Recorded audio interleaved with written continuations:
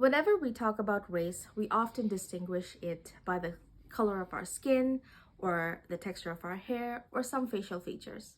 Now, the Bible says that when God created mankind, He made a man first from the dirt of the earth.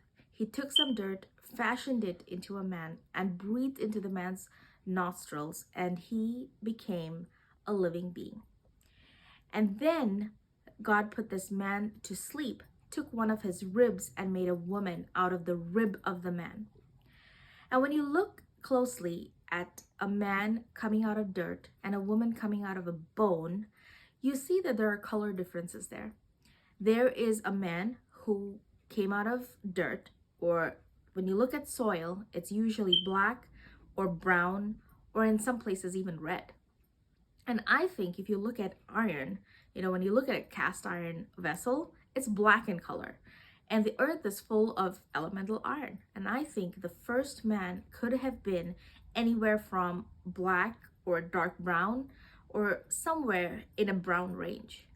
And the woman that came out of the bone, when you look at bone, if you've ever eaten steak, you would see that bone is the color of ivory or a light cream color. And I believe that that woman, her skin was cream or white, the color of ivory, and she must have had blonde hair too. So all of mankind came from this dark colored man and this light colored woman. And I think that every race or ethnicity that came out of these two people are just combinations and concentration of color between this very dark and very light skinned person. And today we have all these colors in between. It is so amazing to see how God created our DNA to have the characteristics that we see all over the world today. Every facial feature, every skin color, our hair, textures, and to see how versatile and varied God has created each one of us. Our bodies were created to adapt to the various environmental factors, to our circumstances, and through history, our DNA has just adapted to how we have been living, to how or where we have been living. And this is the beauty of God, how God made us.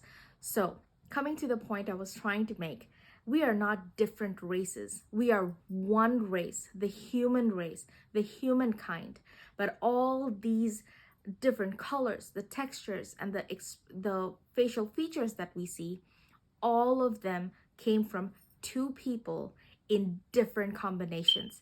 And that's why we are so many people who look so different from each other. But our roots go back to two people, one man who was very dark and the woman who was very light in her skin, her hair. So if anyone ever has a question about where blonde hair came from, or why we are so many different colors, or why people in a certain area look a certain way, it's because their genes concentrated those characteristics in that particular area or that region.